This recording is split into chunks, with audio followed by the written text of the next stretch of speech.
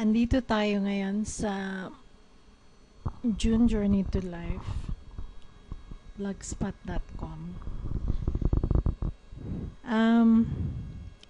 Ang titingnan natin ngayon ay ang botohan at ang pagbibigay ng bribe, pati na ang kahirapan sa Pilipinas. Nung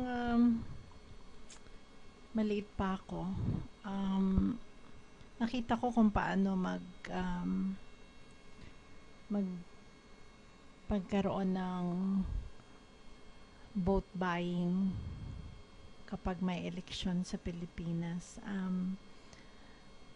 Kasi ang mga kamag-anak namin nakakatanggap ng mga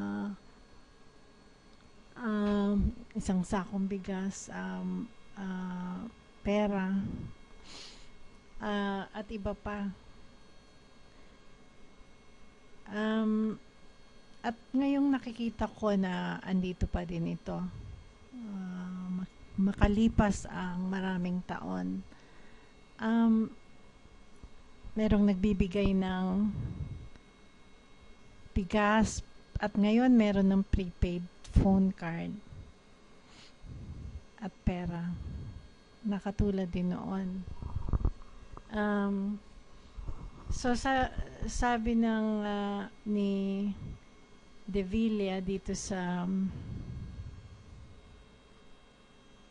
news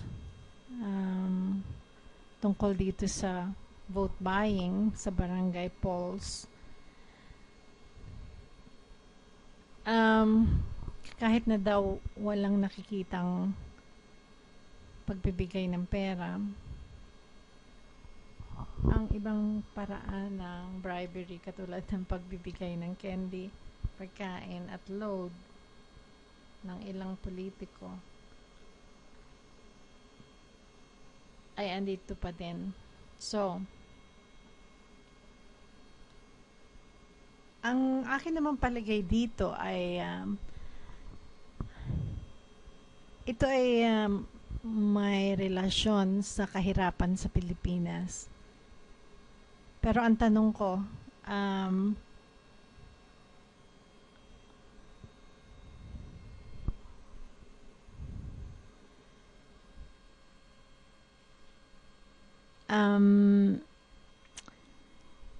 dahil ito lang ang isa ito sa mga konti na pinagpipilian ng mga Pilipino na kung saan sila ahon sa kahirapan sa panandalian. So, ang tanong ko, meron pa bang ibang paraan na magkakaroon ang mga mahihirap ng pera na hindi tayo gagamit ng self-dishonesty at saka hindi tayo magiging corrupt? Kailangang tingnan natin kung paano ang mga mahihirap ay magkakaroon ng pera. Hindi lang tuwing election, kundi buwan-buwan. At tingnan natin kung paano sila magkakaroon ng living income na guaranteed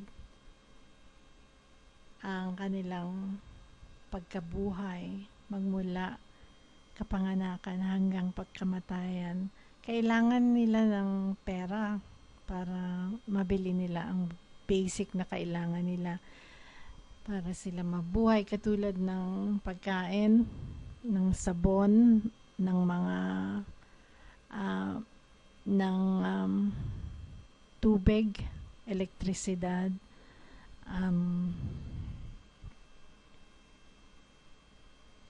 transportasyon at iba pa.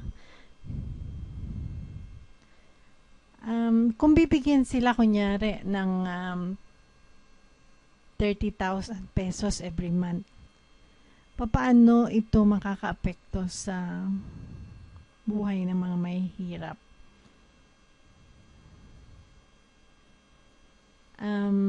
malaki ang pagbabagong makikita natin. At siguro kung tayo ang mahirap, hindi na tayo tatanggap ng boto. At iboboto natin ang politician na talagang aasiste para magkaroon ang lahat ng buhay na may dignidad. So, yun ang gagawin ko kung ako ang politician. Mag-i-sponsor ako ng bill na kailangan talaga para maasistihan natin ang mga mahihirap, na magkaroon sila ng buwan-buwan ng pera.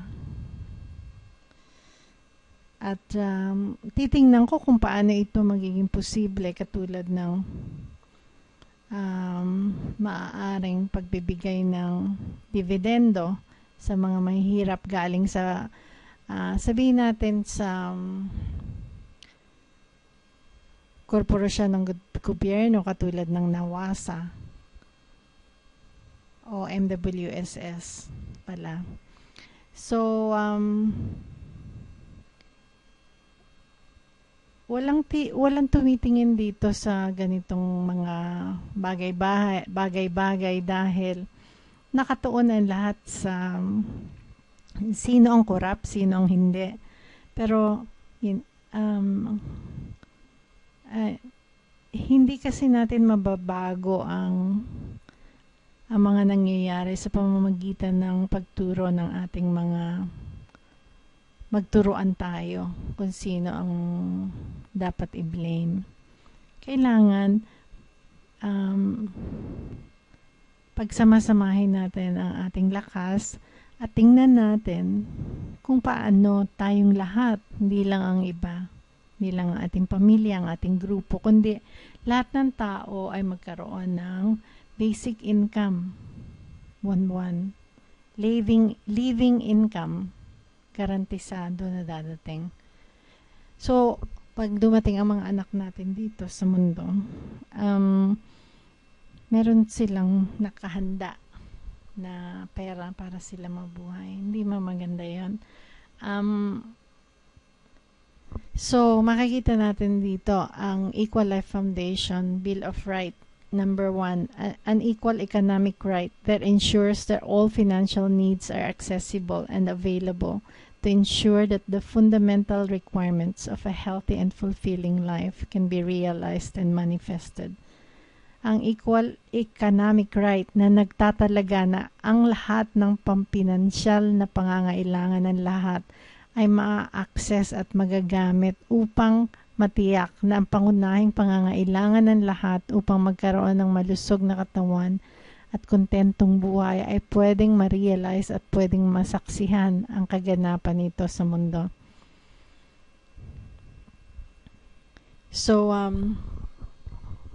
mag-subscribe kayo sa video dahil marami pang darating na mga video na katulad nito.